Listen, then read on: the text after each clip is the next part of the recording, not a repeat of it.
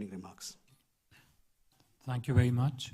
Ambassador Vipul, Joint Secretary Asim, friends from the media, very good afternoon, and thank you for coming out this afternoon for this special briefing on Prime Minister's just concluded official visit to Qatar.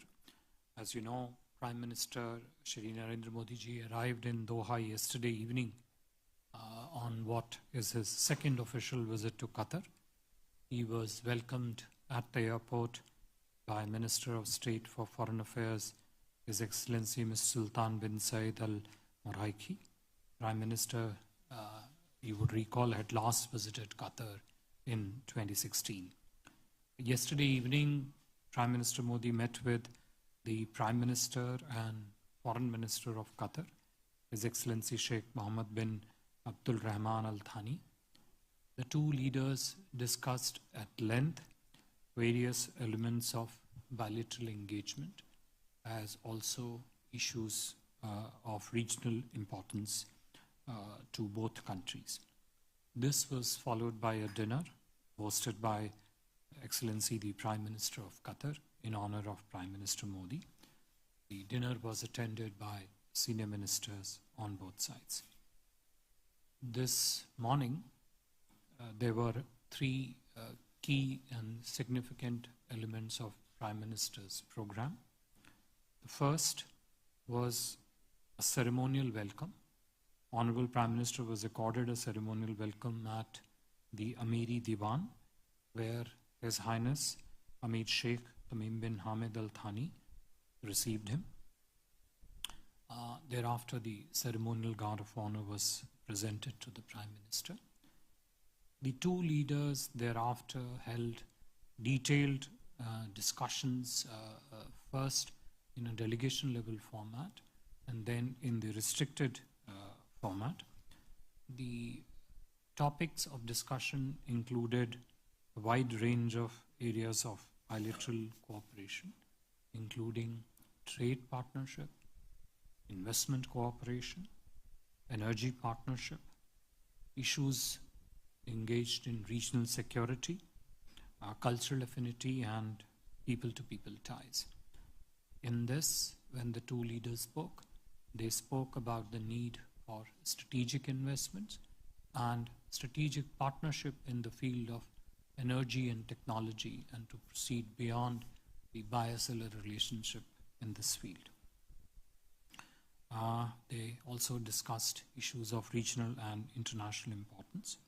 The two leaders, of course, recalled their last meeting on the sidelines of COP28 last December. Prime Minister thanked His Highness the Amir for his support for the welfare of the Indian community, and in this regard expressed his deep appreciation to His Highness the Amir for the release of 8 Indian nationals of Al Dahra Company. We are extremely gratified to see them back in India.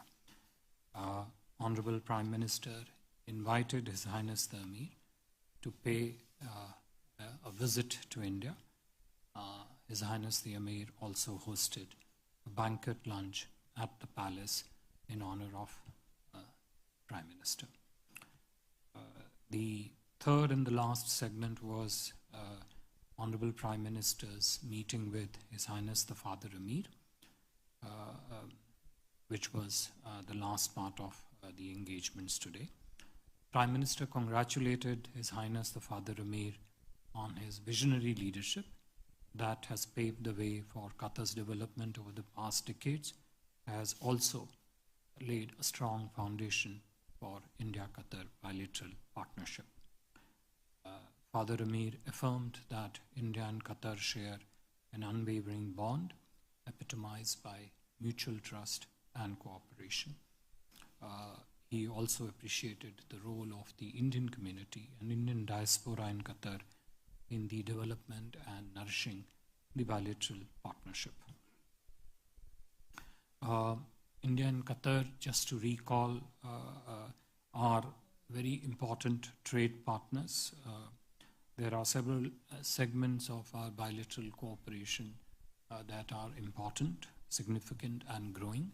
I would just highlight 3-4 of them. First is the bilateral trade, which is roughly standing at close to $20 billion. Two is the strong investment cooperation that India and Qatar already have. Three, which I just mentioned, a very strong and vibrant Indian diaspora based and living in Qatar.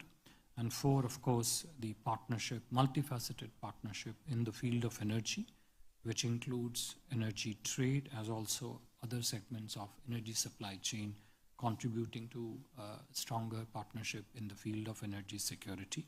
You would recall that most recently on the sidelines of India Energy Week, in last week held in Goa, the two countries signed an agreement for supply of 7.5 MMTPA, I think it stands for million metric tons per annum, LNG from Qatar to India for 20 years, starting 2028 onwards. This long-term LNG partnership goes way back to 1999 and remains robust, strong, and future-oriented. All in all, the Honorable Prime Minister has had a very successful visit to Qatar. The visit has set the stage and laid the basis for taking India-Qatar relationship to much higher level across the whole domain of cooperation, as also laid foundation to explore partnership in some of the new areas, which during the discussions today included the domain of space, technology, and innovation. I would stop here and take some questions. Unfortunately, Prime Minister's departure is imminent, so we'll only be able to take one round of questions. Thank you. So we can have one question here and then following a question there. Good afternoon, sir. I'm Arun from DD News. Just wanted to know, sir, that what exactly is the objective of this visit of Prime Minister Modi to Qatar now, and what is the future trajectory now after this visit, as far as the bilaterals or the relation between India and Qatar is concerned? And second, sir, you mentioned about the technology. Just if you can briefly highlight that, what aspects of technology were discussed, because India's fintech, UPI are making waves all across the world. So any specific thing in technology parts, sir?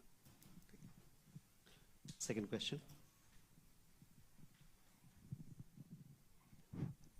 Good afternoon. I'm Joseph Verghese from Gulf Times, Qatar.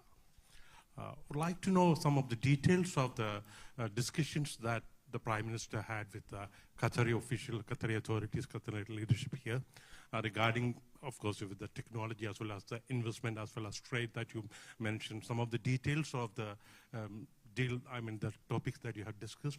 And in addition to that, were there any agreements signed between both parties during the discussions? Would like to know more about that. Thank you. One last question. Yeah. I'm Satyendra Pathak from Qatar Tribune newspaper. As the Foreign Secretary rightly said that now the trade relations between Qatar and India has reached almost $20 billion, but it is highly in favor of Qatar. So what India is trying to do to bridge this gap? Thank you, sir. Okay. Thank you very much. I think in some ways the questions are interrelated, so we'll try to cover them in a single answer. Look, as I mentioned in my opening remarks, the Prime Minister's visit to Qatar is focused on one, consolidating the wide-ranging partnership that India and Qatar have across different fields of economic cooperation. Two, also through the visit this time, build on the gains of 2016 visit, build on the gains achieved through subsequent high-level political exchanges between the two countries, and lay a foundation for what the two countries, driven by the strong leaderships of His Highness the Amir and the Prime Minister of India, can achieve in months and years ahead in a manner that not only expands the areas of bilateral cooperation, but also increases convergences on regional issues, also looks at partnership across in third countries. Four, and whatever we're doing in a bilateral space, we look at that from a strategic perspective rather than from a transactional perspective. This then essentially segues into the areas of technology, which you asked, the areas of trade, investment, and energy. So in terms of technology per se, whether it is the domain of fintech, whether it is the domain of technologies used in the building of smart cities, for example. 3, the innovation ecosystems. 4, technology innovation ecosystem combining with the skilled manpower. And then taking convergences of these 4 areas into individual sectors such as space, education, energy, automotive, electric vehicles, for example, and the ecosystem of each of these areas. So space has an ecosystem, auto sector has an ecosystem, EV has an ecosystem. So the whole idea is to not just look at technology from a singular domain of fintech, which you asked, but also expand the scope of technology partnership to other domains, and then within domains to the entire ecosystem of each domain. Similarly, with regard to the investment, energy also, the idea was that yes, India and Qatar have a strong energy security, energy trade partnership, but there are several aspects of energy partnership where India and Qatar could have a strategic view. So green energy, for example, renewable space, for example, building supply chains that go beyond trade in the field of clean energy, using technology in the energy space, looking at new innovations that are coming up in the energy field, etc., etc. The idea was to view it from a comprehensive frame of reference rather than from a very important but a restricted frame of reference of pure energy trade. The same applies to the investment also, that we should look at investment from a strategic perspective, given that India is poised to become the third largest economy in coming years, given that the growth trajectory of Indian economy is very strong, robust, and also substantial, which then opens up opportunity for countries, including particularly partners like Qatar, to become our strategic partners through the investment in that development and growth journey, but do it in a manner that is, of course, beneficial to both the partners. So not looking at pure play investments purely from the point of view of return on equity, but also on using investment as a vehicle actually to build a long-term strategic partnership between the two countries. So investment from a strategic perspective, energy. Similarly, in terms of trade,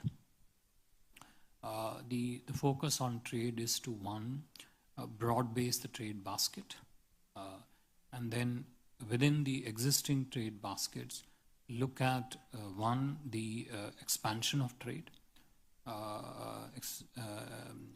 building new trade market. When I say new trade market, what I mean is that you may have a product for which there may not necessarily be currently a market in Qatar. But I think the way the complementarities of the two economies are growing, it's quite possible we can have new market demand created in Qatar. At some level, although this didn't come up specifically in discussion, the how the partnership between the two countries can also be used to expand it into a regional trade dimension, which is significant. So technology, investment, energy, trade, all aspects were discussed at length with a view to look at them, assess them from a strategic perspective. Per se, any specific agreement was not signed during the visit, but as I said, the visit will set the stage, lay the basis for a stronger, deeper, more extensive, wide-ranging partnership between India and Qatar. Thank you.